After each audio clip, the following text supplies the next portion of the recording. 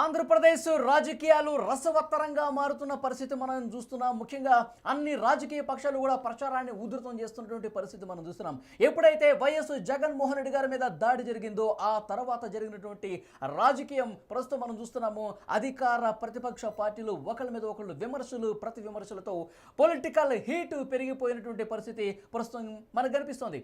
ముఖ్యంగా ఆంధ్రప్రదేశ్లో విమర్శలు ఏ స్థాయికి వెళ్ళిపోయాయంటే దాడి మీరే చేశారు, చంద్రబాబే చేయించారంటూ ఇటు అధికార పార్టీ నుంచి విమర్శలు వస్తున్న పరిస్థితి చూస్తున్నాం. మరోవైపు ప్రతిపక్షం కూడా గతంలో జరిగిన ఘటనను నిదర్శనంగా చూపిస్తూ ఇది కోడికత్తి డ్రామా లాంటిదే, ఇది డ్రామా చేశారు, కుట్రపూరితంగా వాళ్ళ మీద వాళ్లే దాడి చేయించి ఒక సానుభూతి పొందే ప్రక్రియకు మళ్ళీ శ్రీకారం చుట్టారు వైఎస్ జగన్మోహన్ రెడ్డి అని చెప్పి ఇటువైపు నుంచి కూడా విమర్శలు మనం చూస్తున్నాం. దాంతోపాటుగా చెల్లెళ్ల రాజకీయం హీటు పుట్టిస్తోంది. కడపలో వైఎస్ షర్మిల సునీత ప్రచారం ఉధృతం చేస్తున్నారు. అన్నకి పోరాటం చేస్తున్నారు, అన్న మీద పోరాటం చేస్తున్నారు, అన్నకు వ్యతిరేకంగా పూర్తి స్థాయిలో గళం విప్పుతున్న పరిస్థితి చూస్తున్నాం. నిన్న హైదరాబాద్లో YS Sunitha power point presentation కూడా ఇచ్చారు. వైఎస్ జగన్మోహన్ రెడ్డికి ముందే తెలుసు, వైఎస్ అవినాష్ రెడ్డి ఈ హత్యకు సంబంధించిన ఉదంతం మొత్తం కూడా లైవ్ అప్డేట్స్ తెలుసుకుంటూ హత్యలో క్రియాశీలకంగా పోషించారు.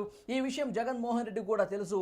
జగన్ ప్రభుత్వం పడిపోవాలి, జగన్ ప్రభుత్వం ఈసారి రాకూడదు, హత్య రాజకీయాలు ప్రోత్సహిస్తున్న వారు గెలవకూడదు, వైఎస్ అవినాష్ రెడ్డి కూడా గెలవకూడదు, నిందితులకు తప్పకుండా శిక్ష పడే వరకు తన పోరాటం కొనసాగిస్తానని చెప్పేసి ఆమె చెప్తున్నారు. సో రాజకీయ వాతావరణం ఇంత హీట్ ఎక్కుతున్నటువంటి ప్రస్తుత పరిస్థితుల్లో సర్వేలు కూడా రాజకీయ పార్టీలకు మరింత కాకపుట్టిస్తున్నటువంటి పరిస్థితి కనిపిస్తోంది. ముఖ్యంగా ఆంధ్రప్రదేశ్లో నేషనల్ సర్వేలు కావచ్చు, లోకల్గా చేసిన సర్వేలు కావచ్చు, చాలా వరకు ఏ విధమైనటువంటి రిపోర్ట్స్ ఇచ్చాయో ఇప్పటి వరకు మనం చూసాం. పదుల సంఖ్యలో సర్వేలు వచ్చిన పరిస్థితి చూస్తున్నాం. ఇప్పుడు సరికొత్త సర్వే, అంటే గతంలో ఒకసారి చేశారు, మళ్ళీ మార్చి 10 నుంచి ఏప్రిల్ 10 వరకు చేసినటువంటి సర్వేకి సంబంధించిన వివరాలు ఇప్పుడు నేను మీ ముందుంచే ప్రయత్నం చేస్తున్నాను. ఇండియన్ స్ట్రాటజీస్ సర్వే గతంలో ఒక సర్వే ఇచ్చింది. ఇప్పుడు లేటెస్ట్గా మార్చి 10 నుంచి ఏప్రిల్ 10 వరకు ఈ సర్వే రిపోర్ట్ ఏ విధంగా ఉందో మీకు వివరించే ప్రయత్నం చేస్తున్నాను. ఈ సర్వే చేసినటువంటి డాక్టర్ భరత్ రెడ్డి గారు ప్రస్తుతం లైవ్లో మనతో పాటు సిద్ధంగా ఉన్నారు. సార్, ఈ రిపోర్ట్ మొత్తం నేను చూశాను. మొత్తం ఈ మనం టీవీ ప్రేక్షకులు కూడా ఏ జిల్లాలో, ఉమ్మడి జిల్లాలో ఎన్ని నియోజకవర్గాలు ఉన్నాయి, ఆ నియోజకవర్గాల్లో ఏ పార్టీ గెలిచే అవకాశం కనిపిస్తుంది, ఎక్కడ టఫ్ ఫైట్ ఉంది, అవన్నీ కూడా మీ సర్వే రిపోర్ట్కి సంబంధించి పూర్తి డీటెయిల్స్ మనం టీవీ ప్రేక్షకులకు ఒకసారి వివరిస్తాం సార్. తర్వాత ఈ సర్వే అసలు ఎట్లా చేశారు, ఏ అంశాలను పరిగణలోకి తీసుకుని సర్వే చేశారు, మళ్ళీ ఒకసారి మనం మాట్లాడుతాం సార్. ప్లీజ్ ఒకసారి ఒక 2 minutes కూర్చోండి. నేను మనం టీవీ ప్రేక్షకులకు ఈ సర్వేకి సంబంధించిన వివరాలన్నీ కూడా మీకు చూపించే ప్రయత్నం చేస్తాను. ఒకసారి మనం చూద్దాం. శ్రీకాకుళం జిల్లా నుంచి మొత్తం రాయలసీమ, చిత్తూరు, మొత్తం ఉమ్మడి 13 జిల్లాలకు సంబంధించి ఏ జిల్లాలో ఏంటి పరిస్థితి ఒకసారి మీకు చూపించే ప్రయత్నం చేస్తున్నాం. ఇండియన్ స్ట్రాటజీస్ సర్వే శ్రీకాకుళం ఉమ్మడి జిల్లాలో 10 నియోజకవర్గాలు ఉన్నాయి. ఈ 10 నియోజకవర్గాల్లో 8 కూటమి గెలవబోతోంది. టీడీపీ, జనసేన, బీజేపీ కూటమి 8 స్థానాలు గెలుచుకోబోతోంది.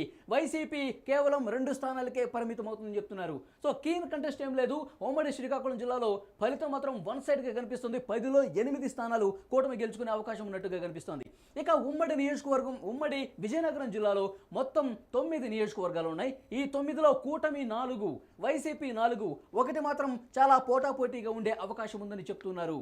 తర్వాత విశాఖపట్నంలో మొత్తం 15 స్థానాలు ఉన్నాయి. 15లో 11 స్థానాలు కూటమి గెలుచుకోబోతుందని చెప్తున్నారు. సో 11 స్థానాలు అంటే మెజారిటీ స్థానాలు విశాఖపట్నం జిల్లాలో కూటమికి రాబోతున్నట్టుగా తెలుస్తోంది. కేవలం 2 స్థానాలకే ప్రస్తుతం అధికారంలో ఉన్న వైసీపీ కేవలం 2 స్థానాలకే పరిమితం అవుతుందని చెప్తున్నారు. మరొక 2 చోట్ల పోటాపోటీగా ఉండే పరిస్థితి కనిపిస్తుంది. ఆ 2 కూడా మళ్ళీ ఏ పార్టీకి వస్తున్నది కూడా త్వరలోనే తేలిపోనుంది. 2 చోట్ల మాత్రం కొంత టఫ్ ఫైట్ ప్రస్తుతం అయితే కనిపిస్తోంది. ఇక ఉమ్మడి పశ్చిమ గోదావరి జిల్లాలో మొత్తం 15 స్థానాలుంటే 15లో 13 ఇక్కడ మనం చాలా స్పష్టంగా చూడొచ్చు. మెజారిటీ ఇక వన్ సైడ్గా ఫలితం ఉన్నట్టుగా ఇక్కడ కనిపిస్తోంది. గోదావరి జిల్లాలో 13, కేవలం 1 స్థానంలో మాత్రం వైసీపీ ఎట్టి పరిస్థితుల్లో గెలుస్తుంది. మరొకటి మాత్రం టఫ్ ఫైట్ ఉందన్నట్టు కనిపిస్తోంది. ఇక ఎక్కువ నియోజకవర్గాలు ఉన్నటువంటి ఉమ్మడి తూర్పుగోదావరి జిల్లా పరిస్థితి చూస్తే మొత్తం 19 నియోజకవర్గాలు ఉన్నాయి.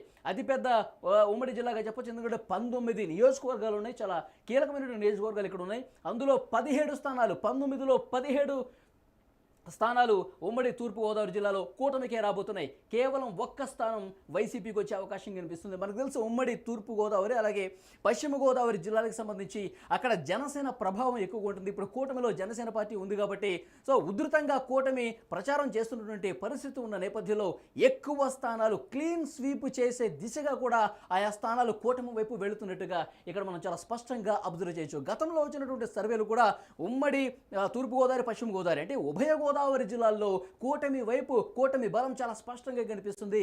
వీలైనన్ని ఎక్కువ స్థానాలు గెలుచుకుంటుందని ఒక అంచనా ఉన్నప్పటికీ కూడా చాలా సర్వేలు ఇట్లా వన్ సైడ్గా ఇచ్చినటువంటి పరిస్థితి కనిపిస్తుంది. అధికార వైసీపీకి అక్కడ భంగపాటు తప్పదు. ఉమ్మడి తూర్పుగోదావరి పశ్చిమ గోదావరి జిల్లాలో క్లీన్ స్వీప్ కూటమి చేయబోతుందన్నట్టుగా ఇక్కడ పరిస్థితి మనకు కనబడుతోంది. ఇక కృష్ణా జిల్లాలో పరిస్థితి ఏంటి? మొత్తం 16 స్థానాలు ఉన్నాయి. 16లో మళ్ళీ 10 స్థానాలు కూటమి వైపు ఉన్నాయి. మరొక 5 స్థానాలు వైసీపీ గెలుచుకునే అవకాశం కనిపిస్తుంది. ఒక చోట మాత్రం పోటాపోటీ ఉండే అవకాశం ఉన్నట్టుగా కనిపిస్తోంది. ఇక్కడ కొంచెం బెటర్గా కనిపిస్తోంది వైసీపీ. 16లో 10 గెలుచుకున్నప్పటికీ కూడా కొంత గతంతో పోల్చుకుంటే అంటే అంతకుముందు నేను చెప్పుకున్నటువంటి నియోజకవర్గాలతో పోల్చుకుంటే కొంత బెటర్గా కనిపిస్తుంది. 5 అధికార వైసీపీకి రాబోతున్నాయి. ఇక ఉమ్మడి గుంటూరు జిల్లా విషయానికి వస్తే 17 నియోజకవర్గాలు ఉంటే ఈ 17లో మళ్ళీ 11 కూటమికి రాబోతున్నాయి. కేవలం 5 స్థానాలు మాత్రమే వైసీపీ గెలుచుకునే అవకాశం కనిపిస్తుంది. కృష్ణా గుంటూరు ఎందుకంటే రాజధాని ప్రభావం కొంత ఎక్కువగా ఉంటుంది. రాజధాని గతంలో చంద్రబాబు గారి హయాంలో అమరావతికి శంకుస్థాపన చేశారు. అమరావతిలో తాత్కాలిక నిర్మాణాలు చేశారు. అక్కడ పరిపాలన ప్రారంభించారు. తర్వాత ఎప్పుడైతే వైఎస్ జగన్మోహన్ రెడ్డి గారు అధికారం చేపట్టిన తర్వాత 3 రాజధానుల ప్రతిపాదన చేసిన తర్వాత ఎలాంటి పరిస్థితులు నెలకొన్నాయో మనకు తెలుసు. సో ఆ ప్రభావం చాలా స్పష్టంగా ఉన్నట్టుగా ఇక్కడ కనిపిస్తోంది. సో డెఫినెట్గా ఇక్కడ మనం చాలా క్లియర్గా అబ్జర్వేషన్ కనిపిస్తోంది. ఎస్, ఈ నియోజకవర్గాలు అన్నీ కూడా చాలా స్పష్టంగా మనం అబ్జర్వ్ చేయొచ్చు. ఇక్కడ ఈ రిపోర్ట్ను మనం మరొకసారి మీకు ఎక్స్ప్లెయిన్ చేసే ప్రయత్నం చేస్తాను. ఉమ్మడి కృష్ణాలో 16 ఉంటే 10 స్థానాలు మాత్రం కూటమి, అదేవిధంగా 5 స్థానాలు మాత్రం వైసీపీ గెలుచుకునే అవకాశం కనిపిస్తోంది. ఇక గుంటూరులో ఇంతకుముందు నేను చెప్పినట్టే 17 స్థానాలు ఉంటే 11 స్థానాల్లో మాత్రం కూటమి గెలుచుకునే అవకాశం ఉంది. 5 స్థానాల్లో మాత్రం వైసీపీ గెలిచే అవకాశం ఉన్నట్టుగా కనిపిస్తోంది. ఇక ఉమ్మడి ప్రకాశం జిల్లా విషయానికి వస్తే మొత్తం 12 స్థానాలు ఉన్నాయి. 12లో 8 కూటమి గెలుచుకోబోతోంది. 3 స్థానాల్లో వైసీపీ గెలుచుకునే అవకాశం కనిపిస్తోంది. ఉమ్మడి ప్రకాశం జిల్లాలో 12, మళ్ళొకసారి చెప్తున్నాను, 12లో 8 స్థానాలు కూటమి గెలుచుకోబోతుందని చాలా స్పష్టమైనటువంటి సమాచారం వస్తుంది. తర్వాత కేవలం 3 స్థానాలు మాత్రమే ప్రకాశం జిల్లాలో వైసీపీ గెలుస్తుంది. ఇక ఉమ్మడి నెల్లూరు జిల్లా విషయానికి వస్తే ఏ విధంగా ఉంటుందంటే ఉమ్మడి నెల్లూరు జిల్లాలో 10 స్థానాలు ఉన్నాయి. 10లో 5 స్థానాలు కూటమి గెలుచుకోబోతోంది. 10లో సగం స్థానాలు కూటమికి వచ్చేస్తున్నాయి. నెల్లూరులో మరొక 5 స్థానాలు వైసీపీ గెలుచుకునే అవకాశం ఉన్నట్టుగా చాలా స్పష్టంగా కనిపిస్తుంది. ఇక్కడ కొంత బెటర్ పర్ఫార్మెన్స్ ఉంది. గతంలో కూడా ఇక్కడ నెల్లూరు ప్రకాశం జిల్లాలో వైసీపీ హవా కొంత ఎక్కువగా ఉంది. సో ఇక్కడ కూడా టఫ్ ఫైట్ నియోజకవర్గాలు ఏమీ లేకపోయినప్పటికీ కూడా ఉమ్మడి నెల్లూరు జిల్లాలో 10లో సగం స్థానాలు కూటమికి, మరొక సగం స్థానాలు వైసీపీకి వచ్చే అవకాశం కనిపిస్తోంది. ఇక కడప జిల్లాలో పరిస్థితి ఏంటి? కడప జిల్లాలో మొత్తం 10 స్థానాలు ఉంటే మొత్తం 4 స్థానాలు కూటమి గెలుచుకునే అవకాశం ఉన్నట్టుగా స్పష్టంగా కనిపిస్తుంది. వైసీపీ 6 స్థానాలు గెలుచుకునే అవకాశం కనిపిస్తోంది. సో డెఫినెట్గా ఇండియన్ స్ట్రాటజీ సర్వే చెప్తోంది కడప సీఎం జగన్ సొంత జిల్లా. ఈ సొంత జిల్లాలో 10 స్థానాల్లో 4 స్థానాలు మాత్రమే కూటమి. మెజారిటీ స్థానాలు సీఎం జగన్ సొంత జిల్లాలో వైసీపీనే మెజారిటీ స్థానాలు గెలుచుకోబోతుందని చెప్పి చాలా స్పష్టంగా ఈ సర్వే తెలియజేసింది. ఇక ఉమ్మడి కర్నూలు జిల్లాలో పరిస్థితి ఏంటి? ఉమ్మడి కర్నూలు జిల్లాలో పరిస్థితి ఒకసారి మనం చూస్తే మొత్తం 14 స్థానాలు ఉన్నాయి. 14లో 5 స్థానాలు మాత్రమే కూటమి. అంటే కడపతో పోల్చుకుంటే కర్నూలు కూడా ఇంకా దానికి భిన్నంగా ఏమీ లేదు.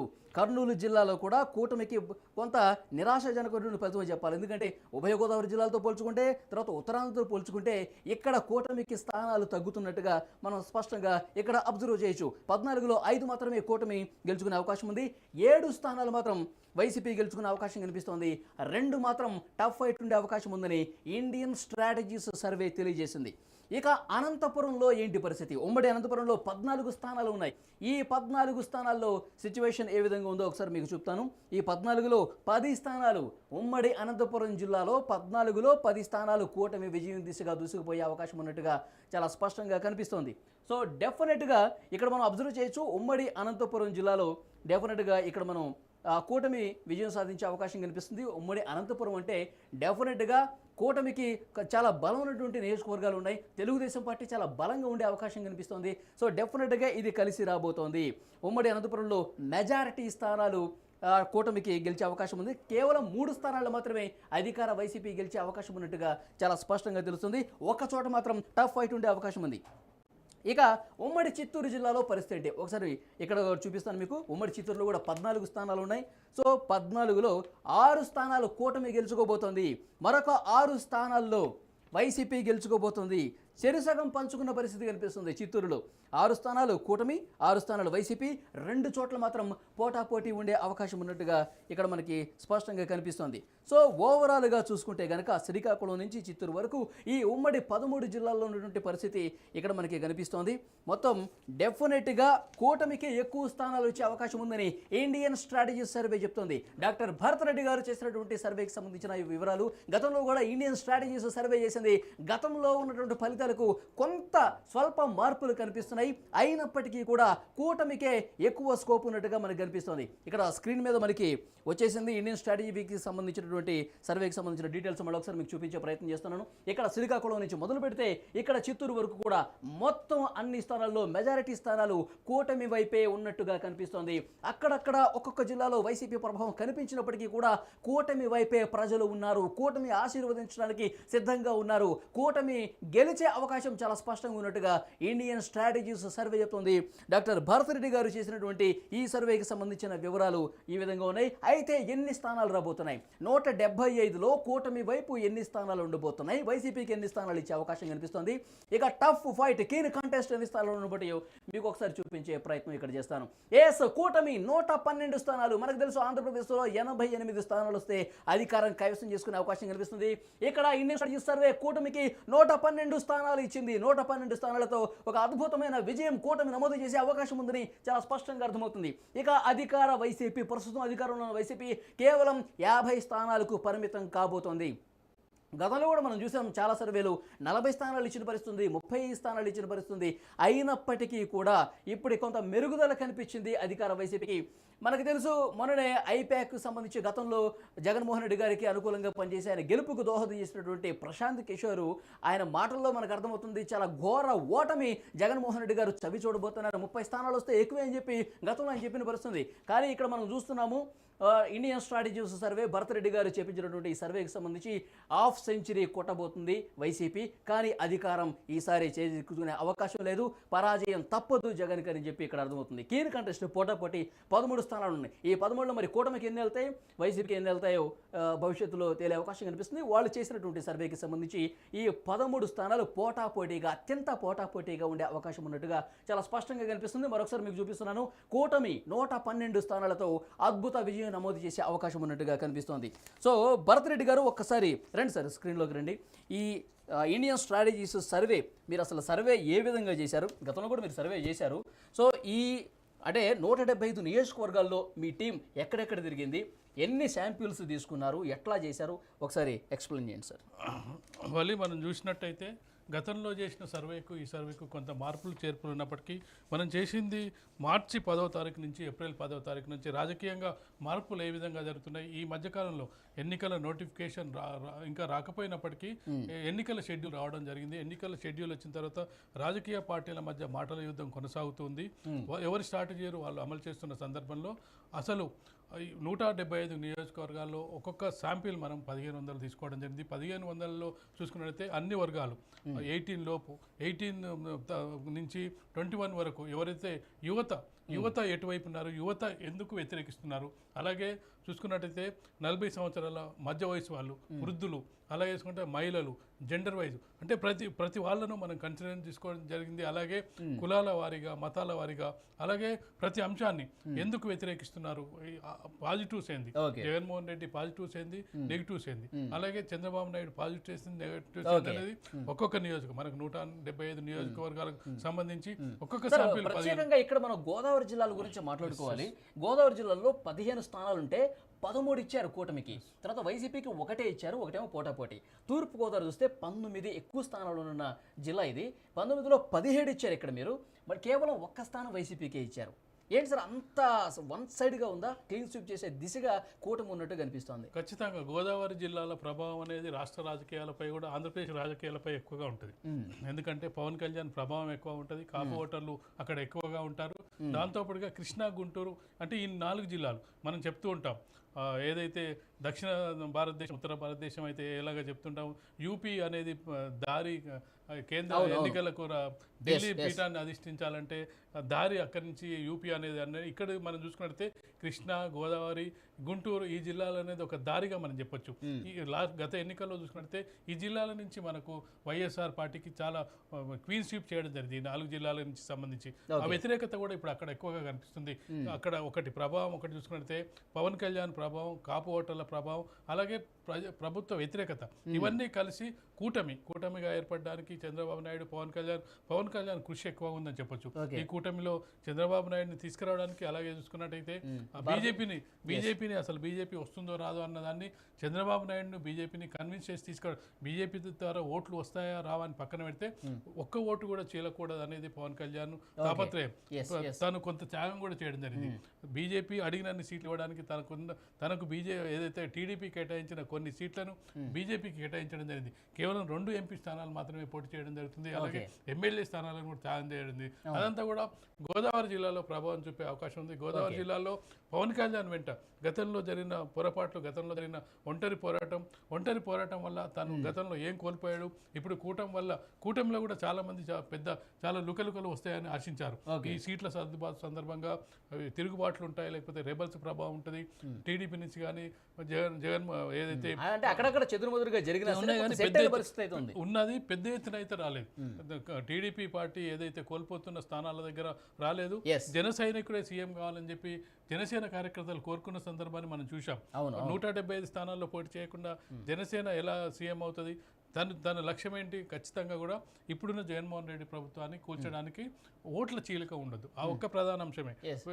ఇప్పుడు నియోజకవర్గాల్లో కూటమిలో ఉన్న 3 పార్టీలు కూడా ఒకళ్ళకొకళ్ళు సహకరించుకుని గెలిపించుకునే పరిస్థితి ఉందంటారా? సెట్ అయిందంతా? ఖచ్చితంగా. ఇప్పుడు ఎన్నికల నోటిఫికేషన్ వచ్చినప్పటికీ, ఎందుకంటే ఇప్పటికే ఏమైనా గొడవలు గందరగోళాలు ఉంటే ఇప్పటికే కొంత నోటిఫికేషన్ రావడానికి సమయం ఉంది. ఇప్పటికే అభ్యర్థుల ఎంపిక జరిగిపోయింది కాబట్టి అక్కడ ఉన్న స్థానిక సంస్థలు, స్థానిక నాయకుల్ని ముందే సెట్ చేసుకునే అవకాశం ఉంటుంది. ఈ గ్యాప్ ఉండడం వల్ల ఏమైందంటే ఎక్కడ గొడవలు ఉన్నాయి, ఎక్కడ ఇబ్బందులు ఉన్నాయి, వాటిని కూడా సెట్ చేసుకునే అవకాశం ఉంటుంది. ఈ లోపుగా ఏంటంటే 3 పార్టీలు కూడా మేము ఒకటి, అందరం ముగ్గురం ఒకటే అనే ఒక అభిప్రాయాన్ని అయితే కలిగిస్తున్నారు. మనం చూసుకున్నట్టయితే ప్రచారంలో పాల్గొంటున్న సందర్భాన్ని చంద్రబాబు నాయుడు, పవన్ కళ్యాణ్, అలాగే పురంధేశ్వరి రాష్ట్ర అధ్యక్షులు ముగ్గురు కలిసి కూడా చాలా సందర్భాల్లో ఎప్పుడైనా కార్యకర్తలకు కానీ ఓటేసే ఓటర్కి కానీ ఎప్పుడు కాన్ఫిడెన్స్ వస్తుంటే వీళ్ళు ముగ్గురు ఒకటే కూటమిగా ఉన్నారు అన్నప్పుడు వాళ్ళకు ఒక కాన్ఫిడెన్స్ వస్తుంది. లేదు వీళ్ళలో లుకలుకలు ఉన్నాయన్నప్పుడు ఖచ్చితంగా కూడా నీకు ఎప్పుడు కూడా అధికార పార్టీ ఎప్పుడు గెలుస్తుందంటే మనం ఖచ్చితంగా చాలా సందర్భాల్లో సర్వేలో కానీ మనం ఎలక్షన్స్ అయిపోయినాక కూడా మనం చూసినప్పుడు వ్యతిరేక ఓటు చీలినప్పుడే మనకు అధికార పార్టీకి నష్టం జరుగుతుంది. అధికార పార్టీకి ఒక 35%, 40% ఓటింగ్ వచ్చినప్పుడు ఈ 60%లో పంచుకున్నట్టయితే వీళ్ళకు డ్యామేజ్ జరిగే అవకాశం ఉంది. అధికార పక్షానికి 38%, 40% ఓటు వచ్చినా ప్రతిపక్షం ఒక్కడైనప్పుడు వాళ్ళకు ఒక 45% ఓటు వచ్చినప్పుడు వాళ్ళు డామినేట్ చేసే అవకాశం ఉంటుంది. చాలా సందర్భాల్లో మనం చూసినప్పుడు ఓట్ల చీలిక, ట్రయాంగిల్ ఫైట్స్ ఇవన్నిటి వల్ల అధికార పక్షానికి లాభం జరుగుతుంటుంది. ఆ లాభం జరగకుండా ఉండడానికి పవన్ కళ్యాణ్ చాలా తీవ్ర ప్రయత్నం చేయడం జరిగింది. ఆ ప్రయత్నం ఒక మాట సార్, పిఠాపురంలో ఏంటి పరిస్థితి? పిఠాపురంలో పవన్ కళ్యాణ్ నిలబడ్డారు, తర్వాత వంగగీత వైసీపీ నుంచి ఉన్నారు. ఏంటి ఎట్లా ఉండబోతున్న పరిస్థితి అక్కడ? ఖచ్చితంగా పిఠాపురం సెలెక్ట్ చేసుకుంటే గత అనుభవాలు ఇస్తాయి. గతంలో పవన్ కళ్యాణ్కి ఒక అనుభవం ఉంది. చేసిన 2 చోట్ల ఓడిపోయాడు అనేది ఒక మచ్చ ఉంది మొదటిసారి. ఆ మచ్చ నుంచి తొలగించడానికి పిఠాపురం ఎంచుకోవడం జరిగింది. పిఠాపురం ఖచ్చితంగా కూడా ఆయనకు కలిసి వచ్చే అంశంగా చెప్పొచ్చు. దాని మీద మీ సర్వేలో ఆయన ఖచ్చితంగా పవన్ కళ్యాణ్ గెలవబోతున్నాడు. ఒక్క ప్రభావం ఒక జిల్లా ప్రభావం అనేది ఒక పాజిటివ్ వేవ్ ఏ విధంగా వస్తుందంటే గెలుస్తాడనే అభిప్రాయం వచ్చినప్పుడు ఆ జిల్లా మొత్తం కూడా వ్యాపిస్తుంటది. ఓడిపోతాడు అనుకున్నప్పుడు ఆ ప్రభావం కనిపించదు. ఖచ్చితంగా మనం చూసుకున్నట్టయితే గోదావరి జిల్లాలో కూటమి చూసుకున్నట్టయితే దాదాపుగా నీకు అధికారం కావాల్సినది వాళ్ళ దగ్గర నుంచే నీకు ఎక్కువ 30-40 సీట్లు అక్కడి నుంచే వచ్చినట్టుగా కనిపిస్తున్నాయి కూటమికి. కాబట్టి ఈ ఒక వేవ్ సృష్టించిన తర్వాత ఖచ్చితంగా వీళ్ళు గెలుస్తారన్నప్పుడు సాధారణ కార్యకర్త ఉన్నా కానీ గెలిచే అవకాశం ఉంటుంది. ఆ వేవ్లో పెద్ద నాయకులు కూడా ఏదైతే ఓడిపోయే పక్షం వైపు పెద్ద పెద్ద నాయకులు గతంలో 5 ఏళ్ళు 10 ఏళ్ళు 15 ఏళ్ళు నిలబడ్డ నాయకులు కూడా ఆ వేవ్ ఉన్నప్పుడు అందులో కొట్టుకుపోయే అవకాశం ఉంది. మన తెలంగాణ ఎన్నికల్లో చూడడం జరిగింది.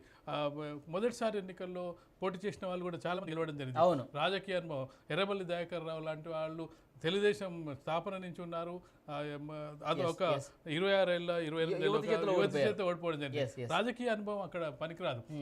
ఓటర్లు ఒకవైపు డిసైడ్ డిసైడ్ అయిపోతే ఆ వేవ్ ఇక వేవ్ లా అక్కడ క్యాండిడేట్ ను చూడరు, ఆ వేవ్ ను చూస్తారు. సార్ ఇక్కడ మనం వైసీపీకి కంచుకోటగా ఉన్నటువంటి కొన్ని జిల్లాల్లో కూడా కొంత ప్రతికూల పరిస్థితులు ఉన్నాయి.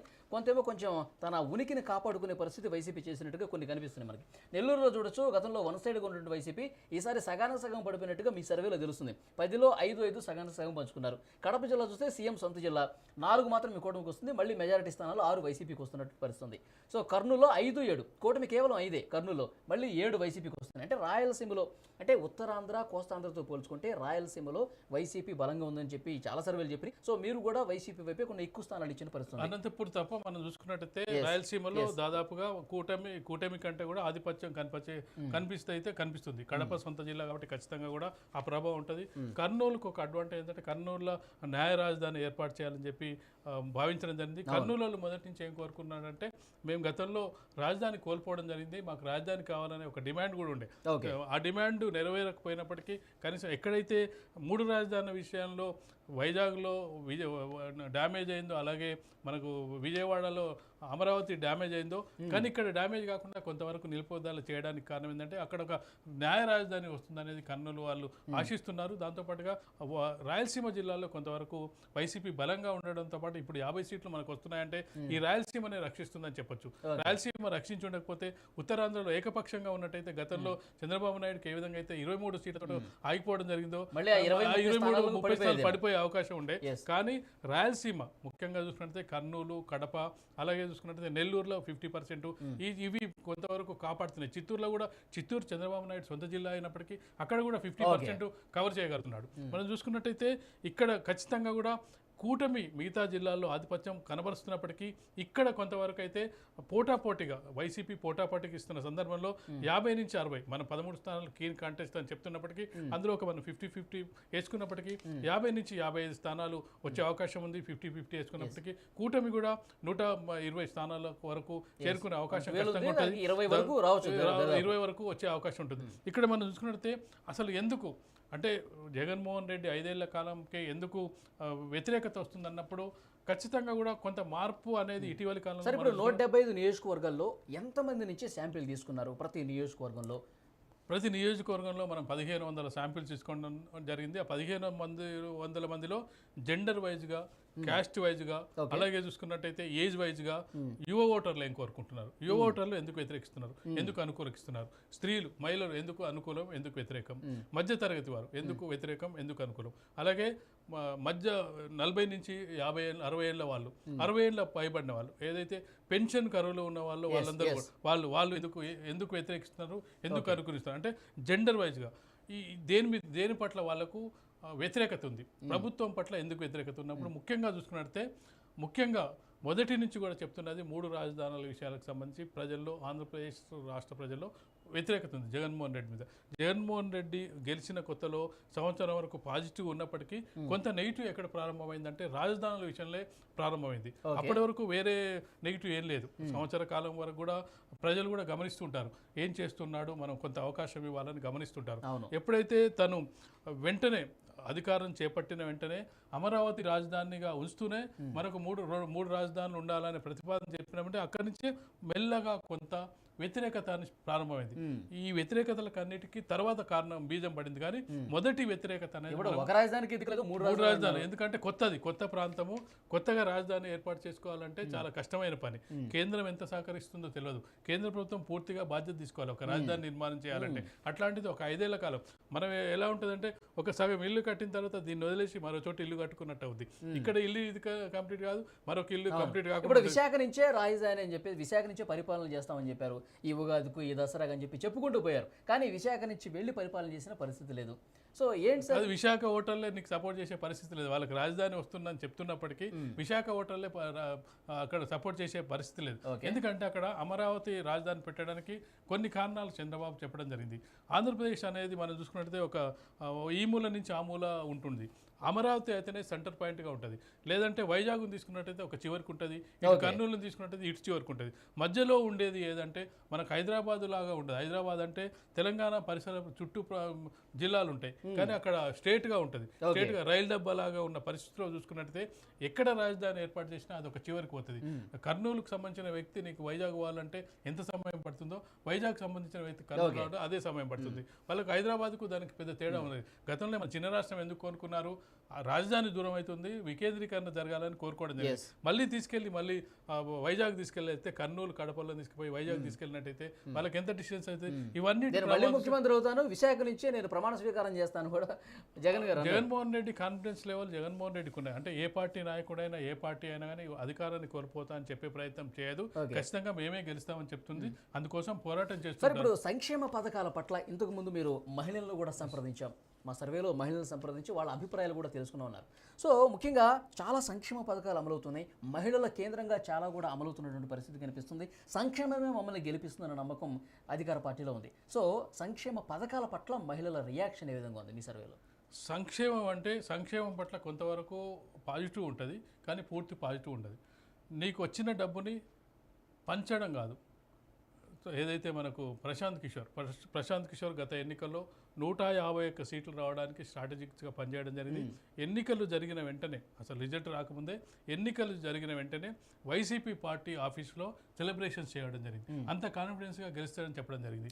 అతనే చెప్పిన పాయింట్ ఏంటంటే, నువ్వు సృష్టించాలి, ఇన్ఫ్రాస్ట్రక్చర్ డెవలప్ చేయాలి, కొత్త అవకాశాలు కల్పించాలి. కానీ నీకు వచ్చిన సంపద రాదు. అప్పు చేసిన సంపదను, అప్పు చేసి పప్పు కూడా అంటారు కదా, అప్పు చేసిన సంపదను నువ్వు పంచడం ఏంటి? దానివల్ల నీకు అప్పులు పెరుగుతాయి, కానీ నీకు వాళ్ళకి ఏం ఇన్ఫ్రాస్ట్రక్చర్ డెవలప్ అవుతుంది, సంక్షేమం అవసరం, సేమ్ టైంలో నీకు డెవలప్మెంట్ కూడా అవసరం. అక్కడ డెవలప్మెంట్ లేదు అనేది నిరుద్యోగ యువకులు. అంటే సంక్షేమం ఒకటే కాదు, అభివృద్ధి కూడా కావాలని చెప్పి ఆయన అన్నాడు. ఓకే, ఇప్పుడు లబ్ధిదారుల గురించి అడుగుతున్నాం. మహిళలు చాలా వరకు అమ్మఒడి కావచ్చు, చేయూత కావచ్చు, మహిళలు నేరుగా లబ్ధి పొందుతున్న పరిస్థితి ఉంది, డ్వాక్రా కావచ్చు. సో మహిళల రియాక్షన్ ఏంటి? వాళ్ళు డబ్బులు తీసుకుంటున్నారు కాబట్టి పథకాల ద్వారా వాళ్ళు ఓటేసే పరిస్థితి ఉందా? ప్రభుత్వం మీద వ్యతిరేకత ఉందా? ఖచ్చితంగా లబ్ధిదారులు ఖచ్చితంగా కూడా కొంతవరకు ప్రభుత్వం పట్ల సానుకూలతనే ఉంటుంది. మరొకటి లబ్ధిదారులు ఏం ఆలోచిస్తారంటే, మరో ప్రభుత్వం వస్తే మాకు ఈ లబ్ధి చేకూరుతారు. అందుకే మనం ఇచ్చిన స్ట్రాటజీ సర్వేలో చూసుకున్నట్టయితే వైసీపీని పూర్తి స్థాయిలో మనకు భారీ ఓటమిగా చెప్పట్లేదు. 50-60 స్థానాలు వస్తున్నాయంటే ఒక గట్టి ప్రతిపక్షంగానే ఉంటుందని చెప్పొచ్చు. గత ఎన్నికల్లో మనం టీడీపీకి చూసుకున్నట్టయితే కేవలం 23 స్థానాలు రావడం జరిగింది, భారీ మెజారిటీతో గెలవడం జరిగింది వైసీపీ పార్టీ. ఈసారి 50-60 స్థానాలంటే ఒక ప్రతిపక్ష పార్టీగా మంచి ఫలితాలను సాధిస్తున్నట్టు.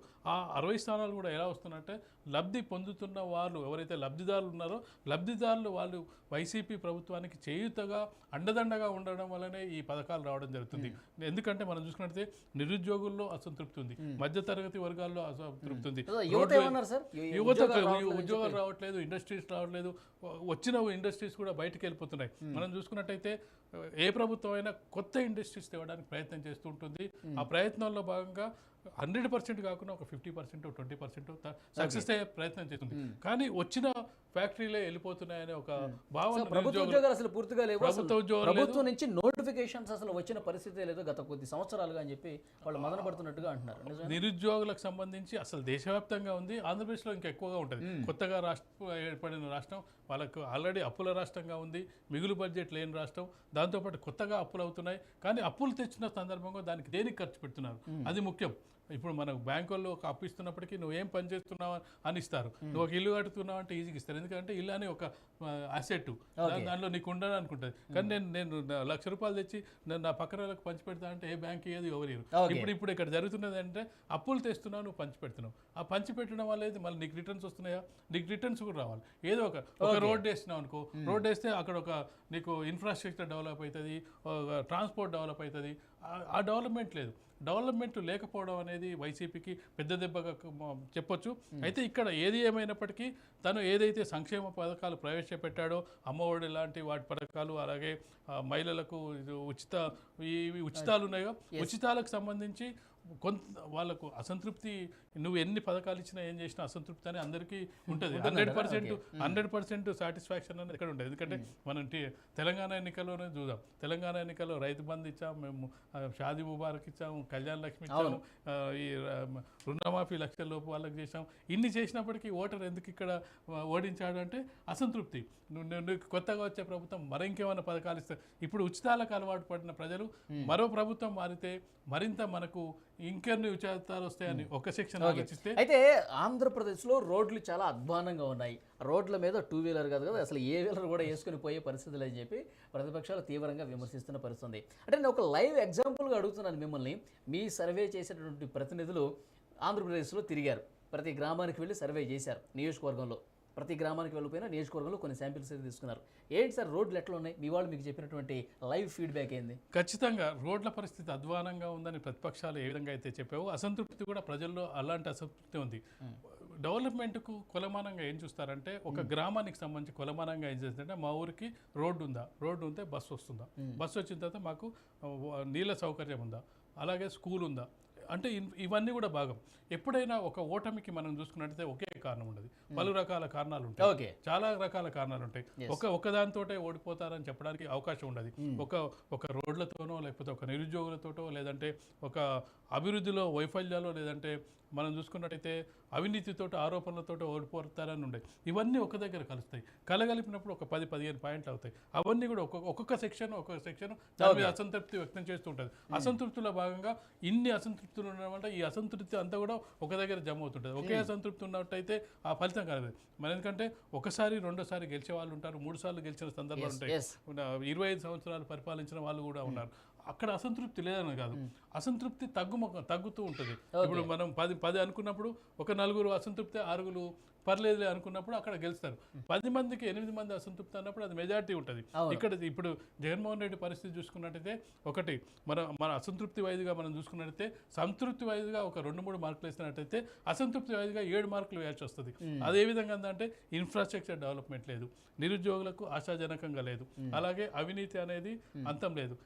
ఇప్పుడు వాలంటరీ వ్యవస్థకు సంబంధించి విమర్శలు ఉన్నాయి, దాంతో పాటుగా కేసులు, దాంతో పాటుగా చూసుకున్నట్లయితే ఇంట్లో సమస్యలు. ఇప్పుడు ఇంటి ఏదైతే అవినాష్ రెడ్డికి సంబంధించి కుటుంబ సమస్యలు, వివేకానంద రెడ్డి హత్య కేసుకు సంబంధించి వివేకానంద రెడ్డి స్వయంగా. సార్ ప్రజలు నిజంగా ఏమనుకుంటున్నారు? 2 చెల్లెళ్ళు కూడా పోరాటం చేస్తున్నారు. ఒక చెల్లెలేమో న్యాయ పోరాటం చేస్తుంది, తండ్రిని చంపేశారు, అవినాష్ రెడ్డికి శిక్ష పడాల్సిందే, అవినాష్ రెడ్డి కీలక నిందుడని చెప్పి ఇటు ప్రసంగాల్లో రాజకీయ పోరాటం చేస్తున్నారు, న్యాయ పోరాటం కూడా చేస్తున్నారు. సో ప్రజల్లో ఎలాంటి భావన ఉంది సార్? చెల్లెళ్లకు జగన్మోహన్ రెడ్డి అన్యాయం చేశాడు, ఈ భావన బలంగానే ఉందా ప్రజల్లో? ఖచ్చితంగా ఉంటుంది. ఇంటి సమస్యలను తీర్చలేకుండా మనం బయట సమస్యలను సాధించలేము. ఖచ్చితంగా ఇంట్లో వాళ్ళు ఒకటే అని చెప్పుకునే ప్రయత్నం అయితే ఖచ్చితంగా చేయాలి. ఎందుకంటే నువ్వు అధికారంలోకి వచ్చిన సందర్భంగా చూసినట్టే, నీకు బయట వాళ్ళు ఎవరు సపోర్ట్ చేయకపోయినా నువ్వు జైలుకి వెళ్ళిన సందర్భంగా నీ వెంట ఉన్నది, నీకు అండగా నిలిచింది. జైల్లో నువ్వు 9 నెలల పాటు జైల్లో ఉన్నప్పటికీ ఎవరు అండగా ఉన్నారు? పాదయాత్రను ఎవరు కంటిన్యూ చేశారు? షర్మిల పాదయాత్ర కంటిన్యూ చేయడం జరిగింది.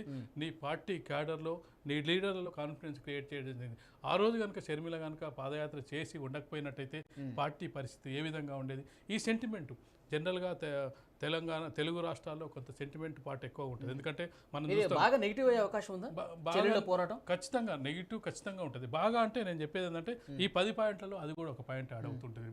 సెంటిమెంట్ అనేది ఖచ్చితంగా మనం ఎవరైనా చనిపోతారు, చనిపోయిన తర్వాత వాళ్ళ కుటుంబ సభ్యులు నిలబడినట్టయితే ఖచ్చితంగా గెలుస్తారు. ఈరోజు రాజశేఖర రెడ్డి వారసునిగానే కదా జగన్మోహన్ రెడ్డి సీఎంగా అధిష్ఠించింది. వితౌట్ రాజశేఖర రెడ్డి జగన్మోహన్ రెడ్డి అన్నప్పుడు రాజశేఖర రెడ్డి గతంలో సీఎంగా పనిచేయడం జరిగింది. రాజశేఖర రెడ్డి వారసత్వాన్ని పుణుకుపుచ్చుకోవడం రాదు. ఆ రాజశేఖర రెడ్డి వారసత్వం అనేది ఇప్పుడు డివిజన్ అయ్యే పరిస్థితి కనిపిస్తుంది. ఏదో షర్మిలను వీళ్ళు ఏం చేశారు, కాంగ్రెస్ పార్టీ కూడా తెలివిగా ఉపయోగించడానికి మొదలుపెట్టింది. అసలు మనం కాంగ్రెస్ పార్టీ జీరో స్థాయిలో ఉన్న కాంగ్రెస్ పార్టీని మనం అసలు చర్చలో కూడా లేకుండా గతంలో మనం 4-5 నెలల వరకు చూసుకుంటే, కాంగ్రెస్ షర్మిల వచ్చిన తర్వాత కొంత రాజకీయం వాళ్ళు గెలుస్తారా లేదని పక్కన పెట్టు, కనీసం ఒక చర్చలో భాగంగా షర్మిల కాంగ్రెస్ పార్టీ అధ్యక్షురాలుగా బాధ్యత జరిగింది. పాత కాంగ్రెస్ వాదులు అలాగే జగన్మోహన్ రెడ్డి మీద అసంతృప్తి ఉన్న నాయకులు వచ్చి వాళ్ళకు ఒక వేదిక అయిపోయింది. అవునవును. ఇప్పుడు సార్ ఇప్పుడు కడపలో ఏంటి పరిస్థితి? వాళ్ళైతే ఉధృతంగా పోరాటం చేస్తున్నారు. జగన్మోహన్ రెడ్డి చెల్లెళ్ళకి ఏ విధంగా అన్యాయం చేశాడు, తర్వాత నిందితులకు ఏ విధంగా కాపాడుతున్నాడు, అయినప్పటికీ టికెట్ ఇచ్చి వాళ్ళ విజయానికి ప్రచారం చేసుకుంటున్న పరిస్థితి కనిపిస్తుంది. తర్వాత చిన్నానని చంపేశారని చెప్పేసి పెద్ద ఎత్తున ప్రచారం చేస్తున్నారు కదా. కడపలో అవినాష్ రెడ్డి మీద వైఎస్ షర్మిల గెలవబోతున్నారా లేదా? మీ సర్వేలో వైఎస్ షర్మిల గెలవడం అనేది కష్టమైన పని అప్పటికీ అవినాష్ రెడ్డిని ఓడించడానికి మాత్రం ఆ ప్రయత్నం ఉంటుంది. ఇప్పుడు ఇద్దరు పోరాడినప్పుడు అది మూడో వ్యక్తికి అవకాశం ఉంటుంది. అంటే వైఎస్ షర్మిల గెలవకపోవడానికి మనం ప్రధాన కారణం చూసుకున్నట్టయితే కాంగ్రెస్ పార్టీ చాలా వీక్ అయిన సందర్భంలో ఒక రివైవ్ స్టార్ట్ చేసింది. ఆ రివైవ్ అంటే ఈ రోజు స్టార్ట్ అయిన పార్టీ మరొక 5 ఏళ్లకో 4 ఏళ్లకో పుంజుకునే అవకాశం ఉంటుంది. కానీ ఇప్పుడు చర్చలోకి రావడం జరిగింది. ఈమె ఓట్లు ఎక్కడి నుంచి తీసుకొని రావాలి? కాంగ్రెస్ పార్టీ వైఎస్ జగన్మోహన్ రెడ్డితో ఉన్న కార్యకర్తలు కానీ లీడర్లు కూడా వాళ్ళంతా ఎవరు కాంగ్రెస్ పార్టీ కార్యకర్తలు, వాళ్ళ నుంచి డివిజన్ తీసుకురావాలి.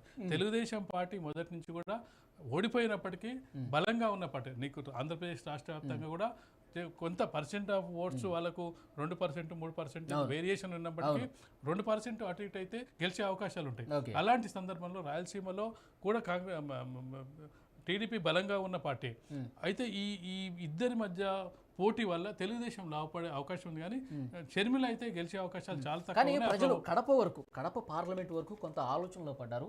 వీళ్ళు ప్రచారం చేయటం వల్ల షర్మిల గారు కొంత సెంటిమెంట్ను కూడా వర్కౌట్ చేస్తున్నారు. కొంగు చాచి నేను అడుగుతున్నానని చెప్పి ఆమె ప్రచారంలో కొంత సెంటిమెంట్ వర్కౌట్ అయ్యే విధంగా మాట్లాడటం కావచ్చు. చిన్నాన్న అలాగే రాజశేఖర రెడ్డి గారు రామలక్ష్మణులాగా ఎంత అన్యోన్యంగా ఉండేవాళ్ళు, అలాంటి వ్యక్తిని చంపించారన్న ఒక భావన ప్రజల్లో అంటే లోకల్గా కొంత ఎక్కువగా వర్కౌట్ అవుతుంది కదా. సో ఆ ప్రజల్లో ఇప్పటికే ఆ మార్పు స్టార్ట్ అయిందని చెప్పి ఒక ప్రచారం. మార్పు స్టార్ట్ అయింది. అది గెలిచే స్థాయికి తీసుకెళ్తుందా? అవినాష్ రెడ్డిని ఓడించి తను కూడా ఓడిపోయే స్థాయిలో ఉంటుందా? తను మొదటి స్థానంలో ఉంటుందా, రెండో స్థానంలో ఉంటుందా? ఇంకా బలమైన టీడీపీ పార్టీ ఉంది. టీడీపీ ఓట్లు టీడీపీకి పడ్డట్టయితే టీడీపీ కనుక కొంతవరకు వీళ్ళకి సపోర్ట్ చేసినట్టయితే ఖచ్చితంగా వైఎస్ షర్మిల గెలిచే అవకాశం ఉండేది. కానీ అక్కడ టీడీపీ కూడా ఒక కాంగ్రెస్ పార్టీని ఒక రాజకీయ ప్రత్యర్థిగానే చూస్తుంది. షర్మిల పట్ల సునీత పట్ల సానుకూల వ్యవహారం ఉన్నప్పటికీ ఒక రాజకీయ పార్టీగా కాంగ్రెస్ పార్టీ అనేది ఒక రాజకీయ పార్టీగా వాళ్ళకు మిత్రపక్షం కాదు. మిత్రపక్షం కానప్పుడు గత ఎన్నికల్లోనే తెలంగాణలో కాంగ్రెస్ పార్టీతో టీడీపీ పొత్తు పెట్టుకున్న సందర్భంగా చాలా విమర్శలు ఎదుర్కోవాల్సి వచ్చింది. ఏపీలో పెట్టుకోవాలి, కానీ తెలంగాణలో పెట్టుకున్నప్పటికీ కాంగ్రెస్ పార్టీకి వ్యతిరేకంగా పుట్టిన తెలుగుదేశం పార్టీ ఏ విధంగా పొత్తు పెట్టుకుంటుందనే విమర్శలు తమ పార్టీ వాళ్ళే అయినప్పటికీ టీడీపీ మీద ఇది రావడం జరిగింది. కానీ ఇప్పుడు ఒకవైపు బీజేపీతో పొత్తు పెట్టుకుంటూ కాంగ్రెస్ తో పొత్తు పెట్టుకున్న పరిస్థితి అక్కడ కనిపిస్తుంది. ఒకవేళ బీజేపీ పొత్తులో లేనట్టయితే వాళ్ళు కాంగ్రెస్ తో పొత్తు పెట్టుకున్నట్టయితే అది ఖచ్చితంగా షర్మిలకు అడ్వాంటేజ్ అయ్యేది. ఇప్పటికి కూడా చాలా మంది ఏం చెప్తున్నారు, సునీత వెనుక టీడీపీ చంద్రబాబు నాయుడు ఉన్నారని చెప్తున్న సందర్భంలో ఇప్పుడు టీడీపీ ఓట్లు ఎంతవరకు మళ్తాయి? కాంగ్రెస్ ఓట్లకు సంబంధించిన ఖచ్చితంగా వైసీపీ ఓట్లు ఖచ్చితంగా చీలే అవకాశం కనిపిస్తుంది. అవి షర్మిలకు పడే అవకాశం ఉంది. కొన్ని టీడీపీ ఓట్లు పడ్డట్టయితేనే అప్పుడు షర్మిల బయటపడే అవకాశం ఉంది. పోలరైజేషన్ జరగాలి. పోలరైజేషన్ ఏ విధంగా జరగాలి? మనం తెలంగాణ ఎన్నికల సందర్భంలో ఉప ఎన్నికల సందర్భంలో చూస్తాం. చాలా ఎన్నికల్లో దుబ్బాక కానీ అలాగే మనం హుజూరాబాద్ కానీ మునుగోడు కానీ చూసాం.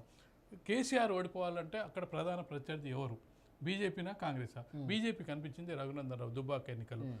కాంగ్రెస్ ఓట్లు కూడా అప్పుడు ఏమైంది, నీకు వేయడం జరిగింది. ఎవరు? బీజేపీకి వేయడం జరిగింది. సేమ్ హుజూరాబాద్లో వాళ్ళు డిపాజిట్ కోల్పోవడం జరిగింది. నీకు మునుగోడులో గెలవకపోయినప్పటికీ కాంగ్రెస్ పార్టీ డిపాజిట్ కోల్పోవడం జరిగింది. ఆ విధమైన పోలరైజేషన్ కనుక వస్తే టీడీపీ ఓటర్ కూడా మనకు ముఖ్యం వైసీపీ ప్రధాన శత్రువు. వైసీపీ ఓడించాలంటే మన షర్మిలను గెలిపించాలనే ఒక అభిప్రాయానికి టీడీపీ కార్డు వచ్చినట్టయితే ఖచ్చితంగా షర్మిల గెలిపే అవకాశం ఉంటుంది. కానీ ఆ విధమైన పరిస్థితి ఉంటుందా లేదని చూడాలి. ఓకే, సో ఫైనల్గా సార్, ఇది పేదలకు పెత్తందారులకు మధ్య జరుగుతున్నటువంటి పోటీ అని చెప్పి జగన్మోహన్ రెడ్డి గారు చెప్తూ వస్తున్నారు. సంక్షేమం ఎలా అయినా గెలిపిస్తుంది, పేదలు మా పక్షానే ఉన్నారని చెప్తున్నారు. ఎస్సీలు, ఎస్టీలు, మైనార్టీలు, బడుగు బలహీన వర్గాలు పేదలందరూ వైసీపీ వైపే ఉన్నారా? పేదలు అంటే తను చెప్తున్న నమ్ముకున్న దాని ప్రకారం ముఖ్యంగా నమ్ముకున్నది ఏంటంటే లబ్ధిదారులు, మైనార్టీలు, దిగువ మధ్యతరగతి వాళ్ళు తనకు ఓటేస్తారని నమ్ముతున్నారు. ఎంత పర్సెంటేజ్ ఓటేస్తారు? వ్యతిరేకిస్తున్న వాళ్ళు ఎంతమంది? నీకు అనుకూలిస్తున్న వాళ్ళు ఎంతమంది? ఇప్పుడు నీకు గెలుపుకు ఓటకి మధ్య ఎంత పర్సెంటేజ్ ఉంటుంది? జగన్మోహన్ రెడ్డికి 35% వస్తే, చంద్రబాబు నాయుడుకి 36% వచ్చిన 1%. ఆ 35% నువ్వు వెంట ఉన్నట్టే. కానీ గెలుపుకు ఓటకి మధ్య 1-2% ఓటమి తేడానే ఉంటుంది ఎవరి గెలుపు ఓటమికైనా. ఆ సందర్భంలో నీకు అనుకూలించే వాళ్ళు ఈ వర్గాలు ఉన్నాయి. ఈ వర్గాలు ఆ వర్గాన్ని డామినేట్ చేస్తున్నాయా లేదని ఇక్కడ ప్రశ్న. ఈ వర్గాలు ఎక్కువ, ఈ వర్గాలు ఎక్కువ కనిపిస్తున్నాయి. ఎవరు వ్యతిరేకించే వర్గాలు ఎక్కువ ఉన్నాయి. మనం 10 మార్క్స్ తీసుకున్నప్పుడు 3-4 మార్కులు నీకు వస్తున్నాయి. 6 మార్కులు అటు వచ్చినప్పుడు నీకు ఈ 4 మార్కులు వచ్చినా కానీ నీ గెలుపుకు బయట పడేయలేవు. నీ ఓటింగ్ వ్యతిరేక ఓటు అనేది ఎక్కడ చేయట్లేదు. మూడు పార్టీలు చీలినా 1-2% చీలినా అప్పటికి కూడా లబ్ధి ఎవరికి జరుగుతుందంటే నీకు 7 మార్కులతోటి గెలిచే అవకాశం అయితే అపోజిషన్కే కలుపుతుంది. నీకు అసలు మార్కులు రావని కాదు, నీకు వస్తున్నాయి. కానీ అవతలి వాళ్ళని డామినేట్ చేసే అన్ని మార్కులు రావట్లేదు. ఈ పర్సెంటేజ్ అంతా ఎక్కడి నుంచి వస్తుంది? నీకు లబ్ధిదారుల నుంచి, నువ్వు అనుకున్న సెక్షన్స్ నుంచి, మైనార్టీల నుంచి, పేదవర్గాల నుంచి, వీటి వల్ల నీకు ఓటింగ్ పర్సెంటేజ్ వస్తుంది. కానీ ఓటింగ్ పర్సెంట్ గతంలో కంటే తగ్గుతుంది. అది ముఖ్యమైన విషయం. ఆ తగ్గడం వల్ల నీకు సీట్ల సంఖ్యలో వేరే, గతంలో 151 సీట్ల నుంచి ఇప్పుడు 50-60 సీట్లకు పడిపోతున్నాం. అంటే దాదాపు 89 సీట్లకు పడిపోవడానికి కారణం ఏంటంటే మిగతా సెక్షన్లు నిన్ను వ్యతిరేకిస్తున్నాయి. గతంలో ఉన్న చంద్రబాబు నాయుడుకున్న టీడీపీ ఓటింగ్ పర్సెంట్ పెరుగుతుంది. దానివల్ల ఇప్పుడు నీకు తగ్గుతుందని మన విశ్లేషణలో మన సర్వేలో వెల్లడిందని చెప్పచ్చు. మొత్తానికి ఇండియన్ స్ట్రాటజీస్ సర్వే చేసినటువంటి డాక్టర్ భరతరెడ్డి గారు చెప్తున్నారు, మొత్తానికి 112 స్థానాలు కూటమి వైపు ఉన్నాయి. ఇప్పటి వరకు అయితే 50 స్థానాల్లో అయితే వైసీపీ గెలిచే పరిస్థితి ఇప్పటి వరకు కనిపిస్తుంది. 13 మాత్రం పోటాపోటీ ఉంది. ఇందులో కూడా సగం కూటమికి వెళ్ళే అవకాశం ఉందని చెప్తున్నారు. సో మెజారిటీ సర్వేలో వచ్చినట్టుగానే ఇండియన్ స్ట్రాటజీస్ సర్వే కూడా విజయం కూటమిదే అని చెప్పి చాలా స్పష్టంగా చెప్తున్నటువంటి పరిస్థితి కనిపిస్తుంది. ఇంకా నెల రోజుల సమయం కూడా లేదు పోలింగ్కి. మే 13 జరగబోతుంది. సో ఈ వ్యవధిలో ఏమైనా గొప్ప మార్పులు ఏమైనా జరిగే అవకాశం కనిపిస్తుంది. ఎందుకంటే జగన్మోహన్ రెడ్డి గారి మీద దాడి జరిగిన నేపథ్యంలో, అంటే దాడి కంటే ముందు చేసినటువంటి సర్వే, దాడి తర్వాత వచ్చినటువంటి స్క్రీన్ మీదకి వచ్చినటువంటి సర్వేగా దీన్ని చెప్పాల్సినటువంటి పరిస్థితి కనిపిస్తుంది. మొత్తానికి ఈ నెల రోజుల వ్యవధిలో ఇంకా ఎలాంటి మార్పులు చోటు చేసుకుంటాయి? అధికార ప్రతిపక్ష నాయకుల పోటాపోటీగా ఉధృతం చేసినటువంటి ప్రచారం నేపథ్యంలో ఇంకా మేనిఫెస్టోలు అతి కొద్ది కాలంలోనే వస్తున్నటువంటి ఈ ప్రస్తుత పరిస్థితుల్లో మేనిఫెస్టోల తర్వాత, సార్ మేనిఫెస్టో బయటకు వచ్చిన తర్వాత కూడా ఇంకొక సర్వే ఉందని చెప్పారు మీరు. ఖచ్చితంగా దాడి కూడా మనం కన్సిడర్ చేయొచ్చు. తర్వాత దాడి సర్వే, అలాగే manifesto survey, peak neutral voters ఉంటారు. న్యూట్రల్ ఓటర్స్ కొంతవరకు బయటపడే అవకాశం ఉంటుంది. కొంత మార్పులు జరిగే అవకాశం కూడా ఉంటుంది.